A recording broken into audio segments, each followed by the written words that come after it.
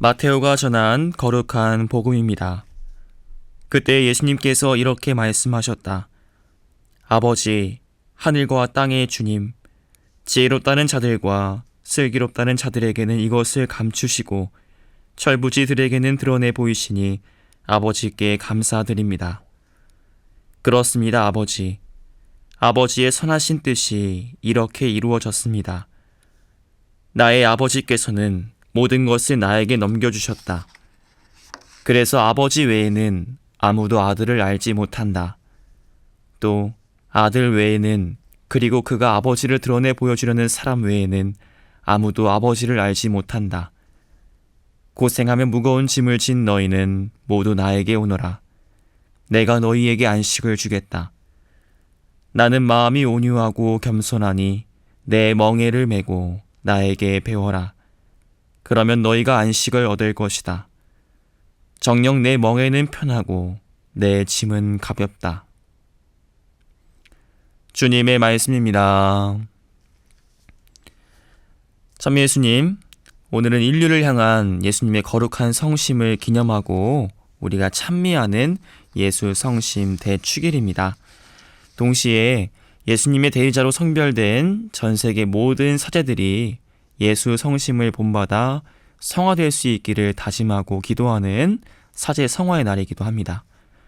강론을 듣고 계신 신자분들 모두 우리 신부님들을 위해서 기도해주고 계시겠지만 오늘 특별히 더 많은 기도 부탁드리고 싶습니다. 여유가 있으실 때 화살기도 한 번씩만이라도 더 쏴주시면 정말 감사하겠습니다. 오늘은 특별히 예수님의 대리자로 뽑힌 사제들이 예수 성심을 담고자 다짐하고 기도하는 날이라고 말씀드렸습니다. 하지만 사실 인류를 향한 예수님의 성심은 사제뿐만 아니라 그리스도인들이라면 모두가 본받고 간직해야 하는 마음입니다. 따라서 그리스도를 믿고 있는 우리 모두 우리를 향한 예수님의 마음이 어떤지를 제대로 알아보고 그 마음을 담고자 하는 다짐을 해야만 하겠습니다. 예수님의 마음을 아주 잘 표현해낸 하나의 이야기가 있는데요. 그 이야기를 먼저 들려드리고자 합니다.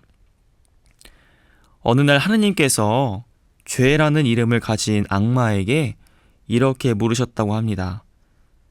너는 인간들을 어떻게 할 셈이냐? 그러자 죄가 질투하고 미워하고 시기하고 비방하고 욕망을 품고 욕심을 갖게 만들고 서로 싸우는 것을 가르쳐 잠시 가지고 놀다가 죽여버릴 것입니다. 라고 대답했다고 합니다. 그런 죄를 바라보시면서 하느님은 이렇게 물어보셨다고 합니다. 내가 인간들을 사고 싶은데 얼마나 주면 되겠느냐? 죄는 그런 하느님을 비웃으면서 이렇게 답했다고 합니다. 인간들을 사서 뭐 하시렵니까? 어차피 그들은 당신을 배반하고 침뱉고 십자가에 매달 것입니다.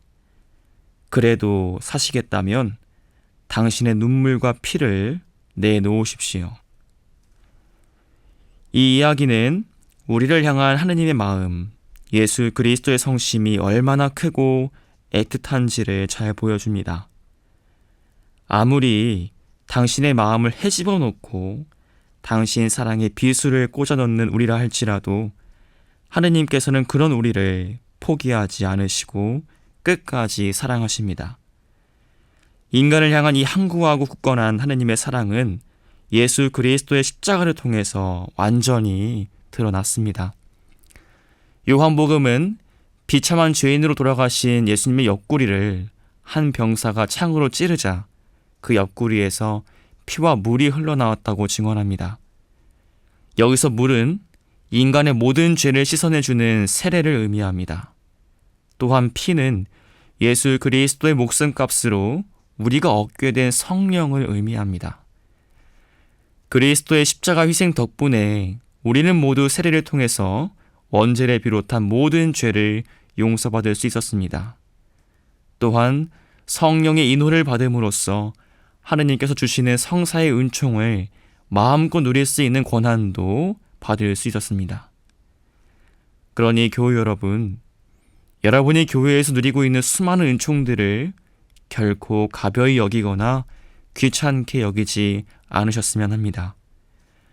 우리가 교회에서 누리고 있는 은총들은 예수 그리스도의 눈물과 피값으로 주어진 것이기 때문입니다. 우리는 그리스도의 지극한 성심을 받아 누려야지만 살아갈 수 있는 존재들입니다. 그분의 성심이 먼저 우리를 당신께로 초대하시기 때문에 우리는 그분께 나아갈 수 있습니다.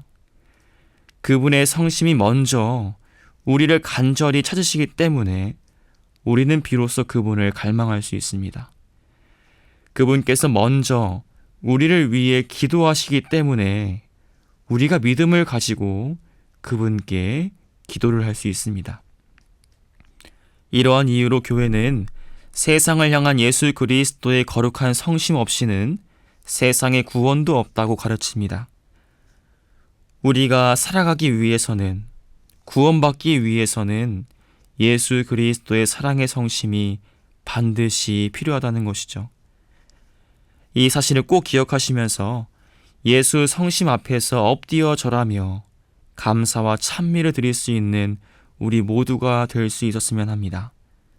또한 그분의 성심을 내 안에 담아냄으로써 다른 사람들에게도 그 사랑을 전해줄 수 있는 예수 그리스도의 사도가 될 수 있었으면 좋겠습니다.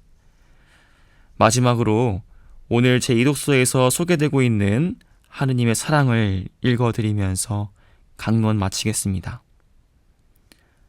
하느님의 사랑은 우리에게 이렇게 나타났습니다. 곧 하느님께서 당신의 외아드님을 세상에 보내시어 우리가 그분을 통하여 살게 해주셨습니다. 그 사랑은 이렇습니다. 우리가 하느님을 사랑한 것이 아니라 그분께서 우리를 사랑하시어 당신의 아드님을 우리 죄를 위한 속죄 제물로 보내주신 것입니다. 사랑하는 여러분, 하느님께서 우리를 이렇게 사랑하셨으니 우리도 사랑해야 합니다.